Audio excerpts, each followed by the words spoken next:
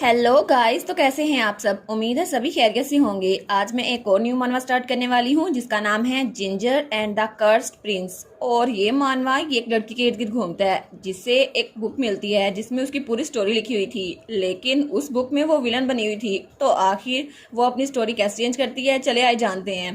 तो कहानी की शुरुआत होती है और हमें हमारी हीरोइन दिखा जाती है। वो कहती है मैं उसे 10 सालों से जानती हूँ, लेकिन कोई भी वक्त ऐसा नहीं आया जब हम एक दूसरे की तरफ फ्रेंडली थे। और तभी हमारी हीरोइन दरवाजा खोल के वहां पर आती है। वो कहती है लिरेजी एटलांटा। तो वो लड़की वहां चाय पी रही थी। वो कहती है अच्छा तुम मुझे ये बताओ कि आखिर तुम कम्प्लीटली अनअनाउंस यहाँ पर कैसे आ गई। और वो लड़की वो तो उसका मजाक उड़ा रही थी। वो कहती है आखिर एक नोबल मैन की प्रीशियस डॉटर किसी और के कमरे में ऐसे कैसे घुस सकती है। तो हमारी हीरोइन को तो बड़ा गुस्सा आ रहा था। वो चिल्ला कहती है शर्म कर लो, सब कुछ तुम्हारी वजह से हुआ है, तुम्हें ये नहीं पता चल रहा कि मैं यहाँ पर क्यों आई हूँ। तो तब उसने जरा ऊंची चिल्ला दिया था। वो कहती है देखा तुम जरा ऊंची ला रही हो। वो कहती है फिर भी तुम्हें ये बात पता है ना मैं यहाँ पर क्यों आई हूँ। आखिर किस नोबल मैन की रिफाइंड डॉटर किसी और मैन को सीड्यूस करेगी जो किसी और का मंगेतर हो। तो लरेजी कहती है मुझे समझ नहीं आ रहा तुम क्या बात कर रही हो, मुझे लगता है तुम्हें किसी बारे में गलत फहमी हुई है। तो तब हमारी हीरोइन कहती है तुमने उसे मुझसे दूर कर लिया और तुम हमेशा ही ऐसा करती थी, क्या मैं ठीक नहीं कह रही। तो लरेजी कहती है अच्छा लेकिन क्या हो क्योंकि खुद मेरे पास आया हो हमेशा की तरह। तो तब लिरेजी कहती है तुम्हें छुपने की जरूरत नहीं है, तुम बाहर आ सकते हो क्योंकि। तो हमारी हीरोइन कहती है क्या। और तब वहां से एक लड़का बाहर निकलता है उसके कबर्ड से। तो वो कहती है कि शॉन माइकलसन आखिर यहाँ पर कर क्या रहा है। और तब हमारी हीरोइन तो बड़े गुस्से में आ गई थी। वो कहती है आखिर तुम यहाँ पर कर क्या रहे हो। लेकिन तब वो थोड़ा काम डाउन होते हुए कहती है बस मुझे वजह बता दो कि तुम लिरेजी के क्लोजेट में क्या कर रहे थे और तुमने वो सूट पहना हुआ है जो मैंने तुम्हें लेके दिया था। तो वो कहता है जिंजर। तो वो कहती है मेरा नाम लेने की हिम्मत भी ना करना। तो वो लड़का कहता है मैं यहाँ पर कुछ प्राइवेट मैटर डिस्कस करने के लिए आया था। वो कहती है अच्छा तुम्हें आखिर इस लड़की से क्या प्राइवेट में डिस्कस करना था और तुम मेरे फियांसे हो के उसके साथ चीट कैसे कर सकते हो। और मुझे ये बताओ ना कि तुम दोनों क्या बात की। वो कहता है मैं सच में तुम्हें हर्ट नहीं करना चाहता जिंजर। वो कहती है मुझे हर्ट सच में। लेकिन तभी लिरेजी हंसती है। वो कहती है कि ये मुझ पर हंस रही है। तो तब लिरेजी कहती है आखिर किकी तुम्हें किस बात से डर लग रहा है, आखिर तुम उसे भी सुनने का मौका क्यों देते जैसे तुमने मुझे लव कन्फेशन दी थी। तो वो कहती है क्या। तो हमारी सोचती है सच में ये तो बहुत ही जरा बेशरम है, एक तो मेरा फियांसे चुरा लिया और अब ऐसी हरकतें कर रही है, बस बहुत हो गया। तो तब लिरेजी चाय पी रही थी तो उसके हाथ से कप लेती है और वो कहती है ये वक्त है मैं तुम्हें बताऊं एंग्री बुल क्या कर सकता है। और तब चाय उसके ऊपर गिरने लगती है। लेकिन तभी उसका फियांसे किशोन उसके हाथ से चाय लेने लगता है। वो कहता है काम डाउन जिंजर, क्या कर रही हो। तो जिंजर कहती है मेरा हाथ छोड़ो, तुम नहीं कर सकते। लेकिन तभी किशोर उसका हाथ पकड़ता है और वो चाय हमारी हीरोइन के सर पे गिर जाती है। वो कहती है क्या सच में। और तभी वो धड़ाम से नीचे गिर गई थी। तो उसका फियांसे कहता है जिंजर प्लीज उठ जाओ, क्या तुम ठीक तो हो ना। और वो सोचती है इसी तरह आखिर एक ही लम्हे में मैं इस पूरी दुनिया की सबसे ज्यादा अनफॉर्चुनेट प्रोटैगनिस्ट बन चुकी हूँ। और वो जमीन पे गिरी हुई थी। तो तब उसका फियांसे कहता है प्लीज जिंजर उठ जाओ। तो जिंजर कहती है मेरा नाम मत लेना। वो कहता है तुम समझ नहीं रहे ना, प्लीज मुझे हेल्प करने दो। वो कहती है कि शियोन माइकलसन मैंने तुम्हें कहा है मेरा नाम न लेना। और तब वो तो गुस्से में आ गई थी। वो कहती है मुझे टच मत करो और मैंने तुम्हें कहा है ना कि दोबारा मेरे पीछे ना आना। और तब वहां से निकल गई थी। और तब वहां से जाते हुए सोचती है आखिर इस स्टूपिड सिचुएशन में मुझे फंसना क्यों जरूरी था। और पहले तो मुझे लगा था कि मुझे उसको एक चांस देना चाहिए, लेकिन सच में लिरेजी हमारा इल फेटेड रिलेशनशिप वो तो कभी खत्म नहीं हुआ और बचपन से लेकर अब तक सबको पता है हम एक दूसरे के दुश्मन है। और तभी उसकी आंखों में आंसू आ रहे थे। वो अपनी आंखों साफ करते हुए कहती है नहीं नहीं अब चीजें ऐसे हो ही गई हैं तो फिर मैं असल में एक विलन बन के दिखाऊंगी, आखिर अपने आप को समझती क्या है। और तब वो सोचती है कि शॉन माइकलसन मेरा फियांसे वो तो ड्यूक का बेटा है और नेचुरली वो बहुत हैंडसम है और सब लड़कियां उसके इर्द गिर्द घूमती रहती हैं, लेकिन वो भी एक प्ले बॉय है। पूरे एम्पायर में हर एक लड़की उसके साथ होती है, चाहे वो डांस कर रहा हो या वैसे हो। और जब उसने मेरी तरफ देखा तो उसने मुझे भी आंख मारी और तब मेरा दिल भी धड़का था और मैं भी कोई एक्सेप्शन नहीं थी। इसलिए जब उसने मुझे प्रपोज किया ना कि तुम मेरे साथ एंगेजमेंट कर लो तो मैंने जल्दी की और मैं बहुत ज्यादा खुश हो गई थी। लेकिन मैं चाहती थी लिरेजी मेरी राइवल वो हमारी एंगेजमेंट की खबर सुने और वो जेलसी से मर जाए। लेकिन तब तो मैं बहुत ही ज्यादा खुश थी, मुझे बहुत ज्यादा खुशी हो रही थी जैसे मैं कोई नावल पढ़ रही हूँ और हमारी स्टोरी बिल्कुल वैसी थी। लेकिन अब मुझे रियलाइज हो गया है कि मैं जो उसे अपनी और उसकी स्टोरी समझ रही थी वो लिरेजी की और किशोर की स्टोरी थी। और तब अपने कमरे में आ गई थी। वो कहती है आखिर ऐसा ही होना क्यों जरूरी था। और लोग कहते हैं कि इंसान चेंज हो सकता, तो आखिर मुझे कैसे लगा था वो प्ले बॉय मेरे साथ सुधर जाएगा। लेकिन तभी उसकी मेड वहां पर आती है। वो कहती है लेडी जिंजर आप ठीक तो है ना। वो कहती है नहीं नहीं मेरा सर तो फटा जा रहा है स्ट्रेस की वजह से। वो कहती है ठीक है मैं आपके लिए चाय लेकर आई हूँ और अगर आपको जरा स्ट्रेस हो रहा है तो आप अपना नावल पढ़ लेना, मे बी आपको थोड़ा रिलैक्स हो जाए। तो तब अपनी बुक शेल्फ की तरफ आती है। वो कहती है ठीक है। और तब वो कहती है मेरी बुक शेल्फ में इतने रोमांस नॉवेल्स है जितने मैं काउंट भी नहीं कर सकती और मैंने तो सारे पढ़ लिए हैं। और तब वो सोचती है स्कार ऑफ लव को लव के साथ हील करने के अलावा कुछ भी काम नहीं कर सकता। और तब उन बुक्स को देखती है, वो सोचती है लेकिन मेरे पास तो कोई न्यू बुक है ही ना, मैंने सारी की सारी पढ़ ली है। लेकिन तभी वहां पर एक बुक थी, वो कहती है सिवाय इस बुक के। और तब उस बुक को पकड़ती है, वो कहती है इसकी स्टोरी थोड़ी स्ट्रेंज थी क्योंकि मुझे नहीं पता इसमें होने क्या वाला है और मैंने इसको पढ़े बगैर ही रख दिया। लेकिन वो बुक, उसका नाम है the imprison prince and marquess daughter. और ये बुक, इसमें तो सबसे पहले दो कैरेक्टर्स का बताया गया है। पहली लेडी थी लिरेजी एटलांटा जो कि रेड बालों वाली थी, और दूसरे नंबर पे थी जिंजर टोट जो कि मैं हूँ, जिसके अजीब से बाल दिखाए गए हैं। लेकिन सच में इसमें हमारे बारे में जो कुछ बताया गया है वो सच लिखा हुआ है। और इसमें लिखा हुआ था कि जिंजर वो तो हमेशा दूसरों से जलन खाती थी और लिरेजी वो जिंजर की ट्विस्टेड जजमेंट पे बहुत सारा गुस्सा होती थी। लेकिन सच में इसने मुझे इतना बुरा क्यों बताया हुआ है? और इसमें हमारे बारे में जो कुछ लिखा है कि हम लोग राइवल्स थे, वो बात सच है। लेकिन फिर भी नाम तो सेम है, फिर भी जो कुछ हमारी लाइफ में हो रहा है वो इसमें क्यों लिखा हुआ है? तो तब वो कहती है सारा, ये नावल तुम्हें कहाँ से मिला? क्या तुम उसी बुक स्टोर से लेके आई हो जहाँ हम पहले जाते थे? वो कहती है नहीं नहीं, असल में आपने सारी बुक्स वहाँ की पढ़ी हुई थी ना, तो मैं किसी और बुक स्टोर पे गई थी और तब मुझे वहाँ से ये नावल मिला। तो वो सोचती है मैं जितना ही नावल को पढ़ी हूँ ना, मुझे सच में लगता है कि ये बुक पता नहीं कहाँ से आई है। और तभी वहाँ पर लिखा था कि उनकी पर्सनैलिटीज एक दूसरे डिफरेंट थी लेकिन उनका मैन में टेस्ट बिल्कुल सेम था। वो सोचती है क्या इसमें तो सेम टू सेम मेरा लिलेजी के साथ रिलेशनशिप लिखा हुआ है, कोई भी एरर नहीं है। और आगे लिखा हुआ था लिलेजी ने उसका फियांसे भी चुरा लिया और फिर उसने सब तरह के ट्रिक्स यूज किए ताकि किशोर माइकलसन वो जिंजर की ग्रेस से आजाद हो जाए और उसके पास आ जाए। और ऐसे ही हुआ था। वो सोचती है सच में जो कुछ अभी हो रहा है उस बुक में लिखा हुआ है। तो तब वहाँ आगे लिखा था कि वो लड़की लिरेजी कहती है किशोर था जिसने तुम पे चीट किया था और अगर मैं उसके साथ इन्वॉल्व ना होती तो वो तुम पे किसी और से चीट कर लेता, इसीलिए तुम मेरा एहसान मानो। वो सोचती है क्या सच में इसमें तो सब कुछ लिखा हुआ है जो अभी हो रहा है? इसका मतलब है ये बुक, इसमें सब कुछ सच लिखा हुआ है, जो कुछ अभी हो रहा है और जो कुछ फ्यूचर में होने वाला है। तो क्या सच में इसमें सब कुछ लिखा हुआ है?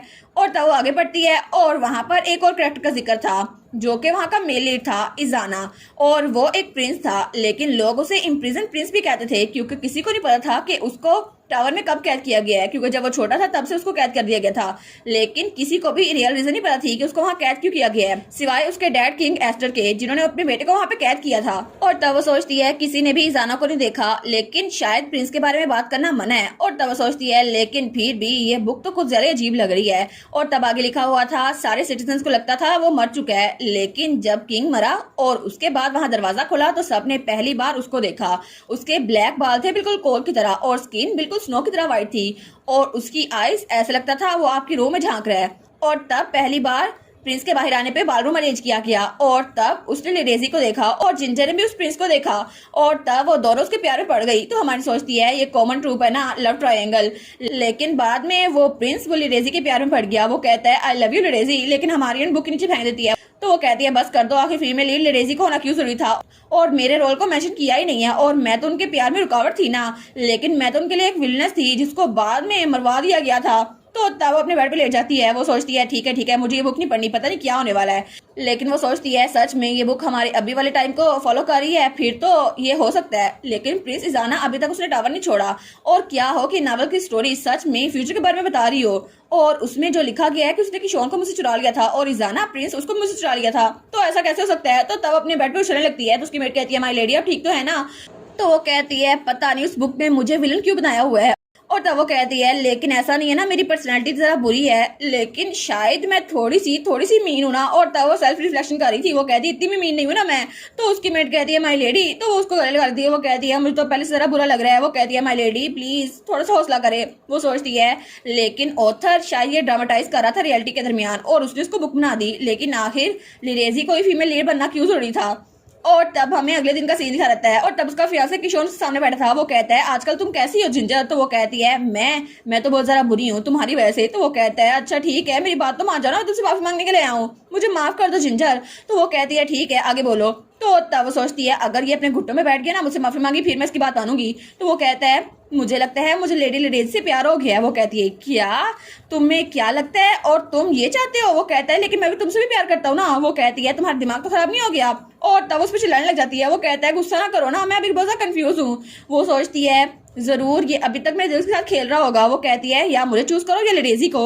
वो कहता है जिंजर मैं, लेकिन तभी दरवाजा खुलता है और मेड वहां पर आती है। तो जिंजर कहती है तुम्हें पता नहीं है कि मैं किससे बात कर रही हूँ, यहाँ कैसे घुस आई हो? वो कहती है मुझे माफ कीजिएगा लेकिन मैडम आपको ढूंढ रही है। वो कहती है मेरी मॉम, लेकिन हुआ क्या है? और तब मेड कहती है हिज मैजेस्टी किंग वो मर चुके हैं। तो वो कहती है क्या, और तभी वहां पर टावर में बेल रिंग होती है। तो वो सोचती है जिस वक्त वो टावर बेल रिंग हुई तभी मुझे पता चल गया कि वो दरवाजा खुलने वाला है। और तब सब लोगों ने पहली बार उस प्रिंस को देखा और वो प्रिंस इजाना वो बाहर निकल चुका था, लेकिन सबकी नजरें उस पे थी क्योंकि वो बिल्कुल किंग की तरह दिखता था और बहुत ज्यादा हैंडसम था। तो वो सोचती है सच में ये तो वैसे ही हो रहा है जैसे बुक में लिखा था, क्या ये सच में बुक के मुताबिक होने वाला सब कुछ। और वो सोचती है बुक में लिखा हुआ था प्रिंस इजाना, उसको टावर में कन्फाइन कर दिया गया, लेकिन किसी को रियल वजह नहीं पता थी और उसने कभी भी दिन की रोशनी देखी। और जब वो छोटा था ना तब उसने अपने फादर से कहा था फादर क्या मुझसे नफरत करते हैं। तो उसके फादर ने कहा था नहीं इजाना तुम क्या बात कर रहे हो, आखिर ये कैसे पॉसिबल हो सकता है, तुम तो मेरा प्राइड हो। लेकिन वो दिल में सोचता है ये हमेशा ऐसे था। मुझे ऐसा क्यों लगता है जब भी मैं इस बच्चे की तरफ देखता हूँ मुझे बहुत ज्यादा अनईजी लगता है, स्पेशली इसकी आंखें जैसे ये मेरी रूह तक झांक रहा हो। तो इजाना कहता है तो फिर फादर जब भी आप मेरी तरफ देखते हैं आपकी यही सोच क्यों होती है, और आखिर सब लोग जो मुझसे कहते हैं वो दिल में क्यों नहीं सोच रहे होते हैं फादर। तो उसका फादर कहता है क्या, वो सोचता है ये सच में किसी की भी आंखों में देखकर किसी का राज पता कर सकता है, किसी की सोच पढ़ सकता है। और इस तरह किंग एस्टर ने अपनी बेटे की एबिलिटी से डर कर उसको इम्प्रिजन कर दिया उस टावर के अंदर। और तब वो बच्चा इजाना अपना पूरा बचपन उसने उसी टावर में गुजारा, लेकिन उसकी आंखें उसके हिसाब से वो एक कर्ज थी जिसकी वजह से ये सब कुछ हो रहा था। और जब मेड उसके पास आती थी उसके लिए सामान लेकर आती थी तो वो उसकी आंखों में देखकर उसका दिल का हाल भी पढ़ लेता था और इस तरह हर कोई उससे डरने लग गया। लेकिन वो सच में देख सकता था लोग क्या सोचते हैं उसके बारे में और हर कोई उसके बारे में बुरा सोचता था। तो तब उसने अपने आप को बुक्स में बिजी कर लिया क्योंकि उसके पास कोई और चॉइस नहीं थी और तब अपनी बेटी के बारे में जानने लगा। और इस तरह फाइनली वो उस वक्त का इंतजार करने लग गया जब उसे बाहर निकाला जाएगा और फाइनली वो वक्त आ गया था। तो तब अपनी मॉम के कमरे में आती है, वो कहती है मदर आप यहाँ पर हैं। तो उसकी मॉम कहती है हाँ तुमने सुना अभी टावर बेल की रिंग हुई, तो तुम्हें पता है ना कि किंग एस्टर वो गुजर चुके हैं। तो तब अपना सर पकड़ती है। तो हमारी कहती है क्या इसका मतलब है टावर वो भी ओपन होगा ना। तो वो कहती है टावर, अरे हाँ। और तब उसकी माँ कहती है इसका मतलब है कि वो भी बाहर आने वाला है। तो वो सोचती है ये जरूर प्रिंस इजाना की बात कर रही है। तो उसकी मॉम कहती है जब वो छोटा था ना तब मैं उससे मिली थी बहुत लंबे अरसे पहले, लेकिन प्रिंस इजाना तब बहुत ज्यादा छोटा था और टावर में कैद था। लेकिन ये एक ओल्ड मेमोरी है, फिर भी मुझे अच्छे से याद है कि वो मेरी तरफ कैसे देख रहा था और उसकी आंखें तो किसी आम बच्चे की आंखें लग ही नहीं रही थी और मुझे सच में ऐसा फील हुआ वो मेरे रूम में झांक रहा है, इसीलिए वो सेंसेशन अभी तक मुझे नहीं भूलती। तो हमारी सोचती है कि तो बिल्कुल बुक की तरह ही है। तो उसकी मॉम कहती है ठीक है अब सब नोबल्स को वहां जाना पड़ेगा ताकि प्रिंस का वेलकम कर सके, तो मैं भी वहां पर जा रही हूँ। वो कहती है जी मॉम। और तब वो सोचती है सच में इसका मतलब है कि प्रिंस इजाना वो सच में जिंदा है और मुझे उससे मिलने का मौका मिल सकता है। और तब हमें डायरेक्ट 2 हफ्ते बाद का सीन दिखा रहता है। तो तब उसकी मॉम वापस आ गई थी। वो कहती है जिंजर मेरी प्यारी बेटी, वो कहती है क्या जब मैं दूर थी क्या कुछ हुआ है। वो कहती है नहीं मॉम कुछ नहीं हुआ। और वो सोचती है पिछले 2 हफ्तों में तो वो किशोर ही मेरे पास आता रहा था और वो मुझसे माफी मांगता रहा था, लेकिन वो तो मुझे सुकून से रहने देता था और मैं तो उससे दूर तक खेलती थी, लेकिन फिर भी वो मेरे पीछे ही पड़ा रहा। लेकिन अब तो मैं किशोर से बिल्कुल भी गुस्सा नहीं हूँ, मुझे एंगेजमेंट तोड़नी है और अब सिर्फ मेरा गुस्सा एक तरफ है लिरेजी की तरफ। आखिर उसकी हिम्मत कैसे हुई मेरा फियांसे चुराने की। तो उसकी मॉम कहती है जिंजर तुम तो अपसेट लग रही हो। वो कहती है नहीं मॉम कुछ नहीं हुआ, कुछ भी गलत नहीं है। और आप बताए ना पहले से सब कैसा था। वो कहती है मैं तो प्रिंस इजाना से मिली थी। वो कहती है सच में मॉम मुझे और बताए ना। तो उसकी मॉम उसके पास वो कहती है तुम शौक ना होना ठीक है, वो तो बहुत ज्यादा ग्रोन अप हो गए हैं और मैं तो उनको पहचान ही नहीं पाई। लेकिन तो वो कहती है लेकिन क्या। तो उसकी मॉम कहती है वो तो बहुत ही ज्यादा इनक्रेडिबल हैंडसम है और ऑनेस्टली मैं तो डर रही थी कि वो बहुत ज्यादा बुरे होंगे, लेकिन अभी वो तो सबसे हंस के बात कर रहे थे और हर कोई उनके साथ बहुत अच्छे से पेश आ रहा था और मुझे लगा था कि वो अच्छी नेचर के हैं और अब तो वो अरिस्टोक्रेट्स के दरमियान अपना इन्फ्लुएंस भी गेन कर रहे हैं। ऐसा लगता है उन्होंने बहुत ज्यादा स्किल सीखी। तो हमारी सोचती है सच में ये एबिलिटी कि वो दूसरों का माइंड रीड कर सकते हैं शायद वो उसके काम आ रही है। तो तब उसकी मॉम कहती है अरे हाँ जिंजर प्रिंस इजाना ने एक कोरोनेशन बाल रखा है नेक्स्ट वीक। वो कहती है क्या मॉम सच में एक बाल होने वाला है। तो वो कहती है हाँ और तुम्हें भी इनवाइट किया गया है, हम सब वहाँ पे जाने वाले हैं। वो सोचती है सच में ये तो पहला बाल है ना जो वो अरेंज करेंगे और ये वही बाल होगा जब तीनों मेन कैरेक्टर्स आपस में मिलेंगे और लव ट्रायंगल शुरू हो जाएगा। तब हमें थोड़ी देर बाद का सीन दिखा रहता है जब अपने कमरे में बैठे ड्राइंग बना रही थी तो उसके सामने किशोर बैठा हुआ था। वो उससे माफी मांगी जा रहा था, लेकिन हमारी हीरोइन उसका तो मूड बन गया था। वो कहती है ये पता नहीं कब से यहाँ बैठा हुआ है, लेकिन वो तो उसकी बातें सुनती नहीं है और अपने कान ही साफ करती रहती है। वो कहता है तुम बात सुन रही हो ना मेरी जिंजर। और वो कहता है जिंजर मेरी बात सुन लो, मैंने कुछ गलत नहीं किया। तो तब वो कहती है ठीक है तो मैं एंगेजमेंट को तोड़ रही हूँ। वो कहता है क्या नहीं ये ना करना, अगर तुमने ये किया ना फादर को पता चल गया मैं तो मर गया समझो। तो वो कहती है ठीक है, लेकिन वो सोचती है इसके माइंड को रीड करना किस तरह आसान है ना, क्योंकि इसके फादर ने ये सब कुछ अरेंज किया था। वो कहता है ठीक है तुम एंगेजमेंट तोड़ नहीं सकती वरना तुम्हारी रेपुटेशन खराब हो जाएगी। तो तब वहां पे फिर से ड्राइंग कर रही थी। वो सोचती है लेकिन मेरी सोच तो एक इंसान की तरफ जा रही है, वो प्रिंस। हालांकि कभी मैं उससे मिली नहीं हूँ लेकिन पता नहीं वो कैसा दिखता होगा। और वो सोचती है बाल में तो वो हर किसी का माइंड रीड कर रहा था, लेकिन जैसे उसने लिरेजी की तरफ देखा तो लिरेजी का माइंड वो रीड नहीं कर सका और तब उसकी तरफ घूरता रहा। लेकिन बाद में उसने उसको डांस के लिए इनवाइट किया और तब उसकी मिस्टीरियस अलोट की वजह से दोनों में फीलिंग्स डेवलप होना शुरू हो गई। और रियलिटी में इजाना उसका माइंड इसलिए नहीं रीड कर सकता था क्योंकि उसके पास एक चीज थी, एक नेकलेस। और वो नेकलेस तो बहुत ज्यादा पावरफुल था जो पहनने वाले को बाहर वाले खतरे से बचाता है। और ये नेकलेस उसे दिया था उसके ग्रैंडफादर ने, जो कि पहले यहाँ के जादूगर रह चुके हैं। लेकिन वो सोचती है फिर भी जैसा कुछ बुक में हो रहा है तो इवेंट्स वैसे ही होने चाहिए, और वो रेड जूल जो उस नेकलेस के अंदर है वो तो लिरेजी का ट्राइगर है ना, तो यही की होनी चाहिए। तो वो कहती है किकी क्या तुम्हें मेरी माफी चाहिए? वो कहता है हाँ हाँ मुझे चाहिए। तो वो कहती है ठीक है, तो मुझे तुमसे एक फेवर चाहिए होगा तो मेरा काम कर दो। और तब 2-3 दिन बाद का सीन दिखा रहता है जब वो दोनों एक दरख्त के नीचे मिलते हैं। तो वो कहती है तुम वो ले आए? वो कहता है जिंजर क्या मैं कुछ और नहीं ला सकता, कोई और चीज उस नेकलेस के अलावा? और वैसे भी वो बहुत ज्यादा एक्सपेंसिव होगी ना चीज जो तुम्हें ला के दूंगा। वो कहती है नहीं नहीं, अगर वो नेकलेस नहीं तो मुझे कुछ भी नहीं चाहिए। वो कहता है ठीक है मैं ले आया हूँ, और उसको वो नेकलेस देता है। वो कहती है सच में? वो तो बड़ी खुश हो गई थी। वो कहती है तो लिरेजी का नेकलेस है ना, मुझे ये मिल गया फाइनली, अब प्रोटेक्टनेस मेरे साथ रहेगा। और उसका तो दिल धड़क रहा था। और वो सोचती है लेकिन मैं सच में बहुत ज्यादा क्यूरियस हूँ कि इसके अंदर जो मैजिक है ये ऑर्डिनरी दिखने वाला, ये पता नहीं कैसा मैजिक काम करेगा। तो तब उसका फियांसे किशोन कहता है तुम्हें नेकलेस की जरा जरूरत क्यों थी जिंजर? तो वो कहती है पर्सनल रीजन की वजह से, ये सीक्रेट है मैं तुम्हें नहीं बता सकती। तो वो कहता है कि यार ये सच में मुझे कुछ नहीं बता रही। तो होता है वो कहता है इसका मतलब तुमने मुझे माफ कर दिया? वो कहती है हाँ कुछ हद तक। लेकिन वो कहता है सच में ये तो बड़ी अच्छी बात है तुमने मुझे माफ कर दिया। वो सोचती है तुम्हारे ख्वाबों में माफ किया है। तो वो कहता है ठीक है तो इसको लिरेजी के सामने ना पहनना, ठीक है? वो कहती है तुमने मुझे पागल समझा हुआ है। लेकिन वो कहती है बाय द वे किकी मुझे तुमसे एक और फेवर मांगना है। वो कहता है अच्छा कौन सा, मुझे बताओ ना। तो तब वो कहती है बाथरूम में मैं चाहती हूँ कि तुम लिरेजी के साथ जाओ। वो कहता है क्या मैं तुम्हारे साथ ही जाने वाला था, हम लोग तो अभी भी इंगेज है ना। वो कहती है नहीं नहीं तुम लिरेजी के साथ जाओ, तुम दोनों इकट्ठे। और वो सोचती है जब लिरेजी और किकी की बात आई है ना तो अपना गार्ड डाउन नहीं कर सकती, क्योंकि किकी ने अगर मुझे कोई नकली नेकलेस भी दिया है ना, फिर भी अगर वो लिरेजी के साथ होगा ना तो उससे कहेगा प्लीज तुम ये नेकलेस ना पहन के जाओ, फिर वो नहीं पहन के जाएगी ना तो उनकी पहली मुलाकात होगी नहीं। और तब उस नेकलेस को देखकर बड़ी खुश हो गई थी। वो कहती है ठीक है मैं चलती हूँ, और मेरा प्लान तो बिल्कुल ठीक हो गया, मैं कितनी अच्छी लड़की हूँ ना। तो वो पीछे से कहता रहता है जिंजर मेरी बात सुनो, लेकिन उसकी बातें सुनती। और तब हमें डायरेक्ट 2 दिन बाद का सीन दिखा रहता है जब वो बैंक्वेट हॉल में जाने वाले थे। तो हमारी कहती है मेरा फेवरेट ड्रेस, मेरा मोस्ट अपीलिंग हेयर स्टाइल और मेरा मेकअप जो कि मैंने बहुत ज्यादा केयर से किया है, और वो नेकलेस जो कि उसने टांग के साथ छुपाया हुआ था। वो कहती है मैं तो बिल्कुल परफेक्ट हूँ जाने के लिए, और ये तो परफेक्शन है। तो उसकी मेट कहती है माय लेडी आपने ये नेकलेस अपनी लेग के साथ क्यों बांधा हुआ है? वो कहती है बस एक वजह है, बस तुम वेट करो लिरेजी मैं आ रही हूँ। और तब वो बहुत प्यारी लग रही थी। वो कहती है ठीक है तो मैं अपना पहला हमला करने के लिए तैयार हूँ, क्योंकि मेल लीड में आ रही हूँ तुम्हारे पास। लेकिन जैसे वो बग्गी में जाने के लिए निकलती है तो किशोर उसके सामने था। वो कहता है जिंजर तुम तो बहुत ज्यादा प्यारी लग रही हो। वो कहती है क्या?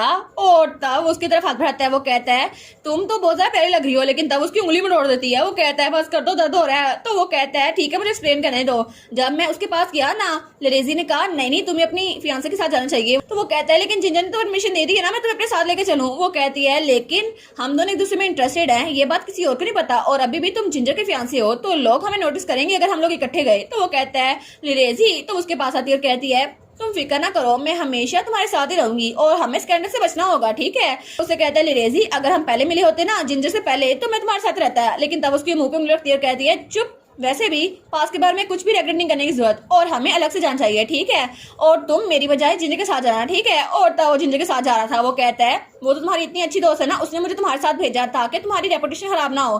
तो वो सोचती है काहे की अच्छी दोस्त, ये सब कुछ वो कर रही है, और ये लिरेजी के साइड पे होता ना तो कोई मसला ना होता।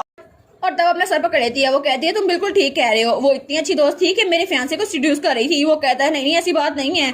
तो वो कहती है हाँ जब मैंने तुम्हें उसके पास भेजा तो तुमने उसकी बात मान ली और किसी डॉग की तरह वापस आ गए। क्या तुम उसकी बात ऐसे ही मानते हो, और तुम इस बग्गी में ऐसे आ गए जैसे तुम्हारी बग्गी है। तो वो बहुत ज्यादा शर्मिंदा रहता है। वो कहता है जिंजर ऐसी बातें ना करो, ऑफ कोर्स मैं तुम्हारी वैसे यहाँ पर आया हूँ क्योंकि तुम मेरी फियांसे हो। और तब वो बोली जा रहा था। तो वो सोचती है सच में किकी को अपने फादर का डर है कि वो इस एंगेजमेंट को ब्रेक ना करवा दें, लेकिन उसकी वजह से उसका फादर उस पर बहुत ज्यादा गुस्सा होगा। तो वो सोचती है लेकिन ये मेरे साथ इतना रिलैक्स बैठा हुआ है ना, तो इसका मतलब है इसने इस बात को चेक कर लिया है कि उसने वो नेकलेस नहीं पहना हुआ और वो पार्टी में वो नेकलेस नहीं पहन के आएगी। लेकिन तब उसका मूड लिफ्ट हो गया था। वो कहती है अच्छी बात है ना, अब मैं मेलेट के पास जाऊंगी। और तब हमें महल का सीन दिखा रहता है और हर कोई वहाँ पे डांस कर रहा था, और उनमें उसका फियांसे किशोन भी था, और सब लड़कियां उसके बारे में बात कर रही थी। किशोन तो कितना अमेजिंग है ना, और वो तो इतना हैंडसम है और इतना अच्छा डांसर है। तो हमारी सोचती है ग्रोस, मुझे तो ये बिल्कुल भी पसंद नहीं है, इससे तो मैं एंगेजमेंट तोड़ के रहूंगी।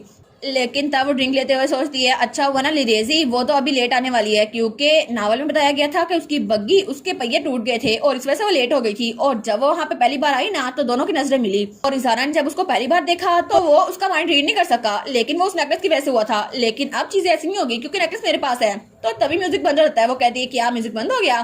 तो तभी कोई कहता है हिज मैजेस्टी एम्परर इजाना आ गए हैं। तो तब वहां पर मेल लीड आता है। वो कहता है मुझे माफ कीजिएगा लेट इंट्रोडक्शन के लिए, मैं हूँ इजाना।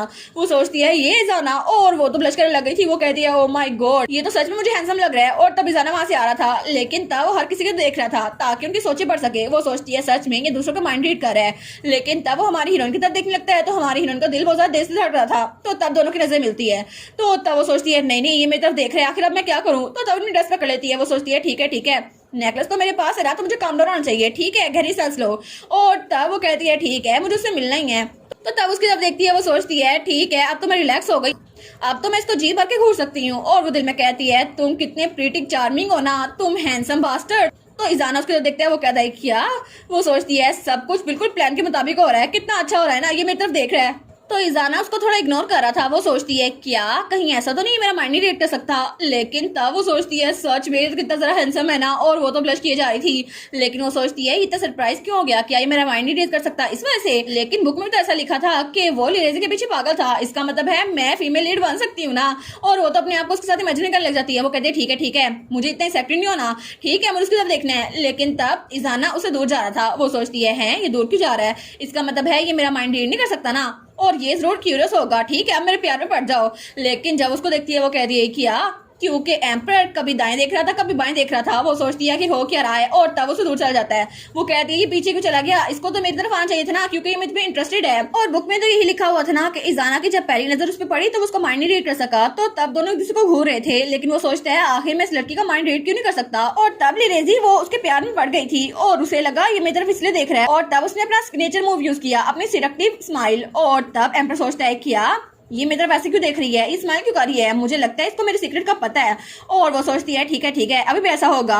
लेकिन एम्पर तो उससे बहुत ज्यादा दूर था। वो कभी इधर होकर देखती है कभी उधर होकर देखती है, लेकिन एम्पर उसकी तरफ देखता ही नहीं है। वो सोचती है मेरी तरफ देख क्यों नहीं रहा, और वो तो हाथ से भी इशारा करती है मैं वो इंसान जिसको तुम्हारा राज पता है, कोई तो देखो मेरी तरफ। लेकिन वो सोचती है क्या मैं कुछ भूल रही हूँ? तो तभी वहां पर उसकी मॉम आती है। वो कहती है जिंजर मैं तुम्हें कब से ढूंढ रही थी। और तब वो दोनों एम्पर के पास जाती हैं। तो वो कहती है मैजेस्टी ये मेरी बेटी है जिंजर टोट। और हमारी हीरोइन उसको ग्रीट करती है। वो कहती है आपसे मेरे को बहुत खुशी हुई, मेरा नाम है जिंजर टोट। वो सोचती है मुझे यकीन नहीं आता कि मैं उसको इतने करीब से देख रही हूँ, ये तो कितना ज्यादा हैंडसम है ना, लेकिन इतनी दूर से भी इसकी इंटेंस नजर मुझे नजर आ रही है। तो वो कहता है जिंजर स्नैप। वो कहती है क्या? वो दिल में सोचती है जिंजर स्नैप, क्या मैंने गलत सुना? तो वो स्माइल कर कहता है ये तो बहुत अच्छा नाम है, बहुत हेल्दी लगता है। वो कहती है क्या? और वो दिल में सोचती है ये तो कितना अच्छा लग रहा है ना, मेरी तरफ कितने प्यार से देख रहा है। तो वो कहता है जिंजर स्नैप। वो कहती है एक मिनट जिंजर स्नैप इसने मुझे क्या बोला? जिंजर स्नैप, लेकिन ये तो कुकीज को कहते हैं ना। तो वो कहती है मुझे माफ कीजिएगा योर मैजेस्टी, लेकिन मेरा नाम जिंजर टोट है, जिंजर स्नैप नहीं। वो कहता है अच्छा लेकिन मुझे जिंजर स्नैप जरा पसंद है, तो ये अच्छा नहीं रहेगा। वो सोचती है कि मेरा मजाक उड़ाने की कोशिश कर रहा है। तो उसके सामने हंस के कहती है ये तो बहुत फनी जोक है योर मैजेस्टी, लेकिन दिल में कहती है ओए बास्टर्ड दोबारा मुझे जिंजर स्नैप कहा ना, तो मैं तुम्हें बताऊंगी कि जिंजर स्नैप होता क्या है, और मैं खुद तुम्हारा डो बना दूंगी। तो वो चौंक जाता है। वो कहती है क्या कुछ हुआ योर मैजेस्टी? वो कहता है नहीं कुछ नहीं हुआ, और वो थोड़ा घबरा गया था। तो तब वो कहता है मैं बस सोच ही रहा था कि किसी का जिंजर स्नैप बनता हुआ कैसा लगेगा। वो सोचती है इसने कहा जिंजर स्नैप, और वो दिल में सोचती है अगर कोई और मेरे सामने होता ना, बचपन में तो बच्चों को मारती रहती थी, अगर कोई मुझे जिंजर स्नैप कहता था सब लोग रोते हुए जाते थे, और अब तो मैं इसको पीट दूंगी। तो तब एम्परर वो स्माइल करने लग जाता है। वो कहती है योर मैजेस्टी आप ठीक तो है ना? तो एम्परर कहता है मुझे लगता है तुम्हारी जिंजर स्नैप स्टोरीज बहुत ज्यादा इंप्रेसिव होंगी है ना। तो वो सोचती है क्या मैंने कुछ ऊंचा बोल दिया? लेकिन एक मिनट ये कन्वर्सेशन ऐसी तो नहीं थी, तो मुझे इससे बात करनी चाहिए। वो कहती है कि मैजेस्टी मुझे नहीं पता आप क्या कर रहे हैं, लेकिन तभी दरवाजा खोलने की आवाज आती है। तो वो पीछे देखती है तो वहां पे लिरेजी आई थी। वो सोचती है लिरेजी, और उसको तो पसीना आ रहा था, वो बहुत ज्यादा भाग के आई थी क्योंकि उसकी बग्गी खराब हो गई थी। वो सोचती है ही लिरेजी तुम तो बहुत ज्यादा लेट हो गई हो, क्योंकि प्रोटैगनिस्ट की स्टोरी वो स्विच हो गई है, मैं बन गई हूँ। लेकिन तब वो कहती है क्या नेकलेस? तो जब वो पीछे मुड़ के देखती है तो लिरेजी के गले में वो नेकलेस था। वो कहती है क्या इसके पास ये नेकलेस है, तो मेरे पास जो नेकलेस है वो क्या है, क्या वो फेक है? ओहो बेचारी जिंजर, इस बेचारी को पता ही नहीं है कि किशोर ने इसे नकली नेकलेस दिया था और वो एम्परर इजाना वो तो इसकी सारी सोच पढ़ पा रहा था, इसका माइंड रीड कर सकता था, लेकिन ये बेचारी पता नहीं क्या क्या सोच रही थी। इसीलिए मैं कहूँ एम्परर का रिएक्शन ऐसा क्यों था, वो सच में इसका माइंड रीड कर सकता था, लेकिन ये तो पागलों की तरह लगी हुई थी उसके सामने। अब आगे क्या होगा, बस बेचारी का प्लान ना नाकाम हो जाए। इतनी मेहनत तो की है उसने, नेकलेस चोरी करवाया लेकिन उसका भी कोई फायदा नहीं हुआ, वो भी झूठा निकला। ओहो बेचारी जिंजर, तुम्हारा तो सच में जिंजर स्नैप बनने वाला है। और इसी के साथ ये वाला पार्ट यहीं पर ख़त्म। तो आप लोग बताइएगा आप लोग को ये पार्ट कैसा लगा, और वीडियो को लाइक और चैनल को सब्सक्राइब लाजमी कीजिएगा। बाकी वीडियोस का लिंक भी स्क्रीन पर नज़र आ रहा होगा, तो काइंडली उनको भी चेकआउट कर लें। और thank you so much for watching my videos. Stay safe, bye bye.